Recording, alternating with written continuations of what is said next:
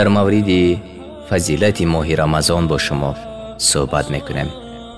Салмон разиаллоҳу анҳу ривоят мекунад ки расули худо саллаллоҳу алайҳи васалам дар охирин рӯзи моҳи шаъбон хутбае суханроние намуд ки дар он чунин омадааст: эй мардум, инак моҳи бузург ва мубораке бар сари шумо соя афкандааст, моҳе ки як шабаш шаби қадр аз 1000 моҳ беҳтар аст, моҳе ки худованд рӯзаашро фарз ва қиёми шабашро нафл ва ихтиёрӣ гардондааст.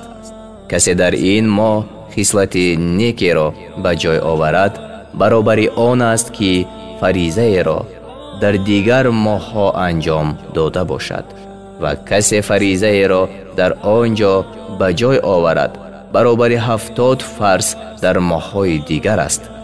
моҳи сабр аст ва подоши сабр биҳишт аст. моҳи ҳамдилӣ ва дастгирист.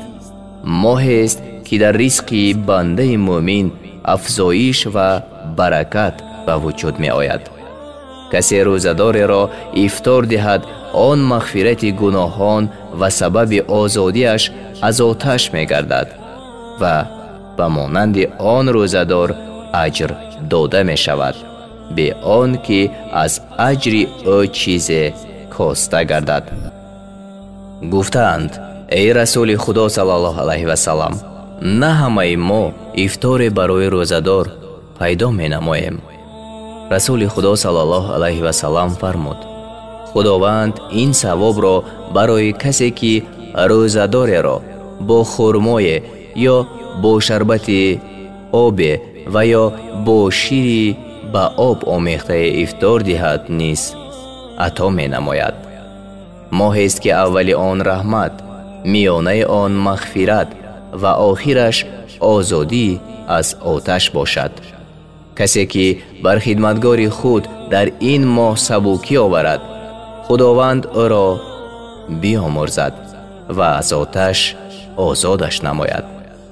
дар ин моҳ 4 хислатро бештар намоед ки бо 2 хислаташ парвардигори худро хушнуд месозед ва 2 хислати дигараш барои худатон зарурӣ мебошанд. он 2 хислате ки боиси хушнудии парвардигоратон мегардад, яке шаҳодат додан аст бар ин ки ҳеҷ худое ба ҷуз Аллоҳи ягона вуҷуд надорад ва дигар аз ӯ мағфират хостан аст. аммо он 2 хислате ки барои худатон зарурӣ мебошанд: аввал ин ки ҷаннатро аз худованд бихоҳед ва дуввум ин ки аз оташи дӯзах ба ӯ паноҳ баред. ҳар касе рӯзадореро обе диҳад, худованд ӯро аз ҳавзи ман шарбате бинӯшонад ки то ҷаннат дигар ташна нагардад. саҳиҳи ибни ҳузайма ва ҳамчунин сунани насоӣ. рӯза дар поксозӣ ва парвариши бадан ҳамон нақши закотро дар мол анҷом медиҳад. пайғамбар саллаллоҳу алайҳи васалам мефармояд: ҳар чиз закоте дорад ва закоти бадан рӯза аст. моҳи рамазон беҳтарин фурсат барои иҷобати дуо ва орзуҳои неки шахси рӯзадор мебошад. расули худо саллаллоҳу алайҳи васалам мефармояд: дуои шахси рӯзадор ҳаргиз рад карда намешавад.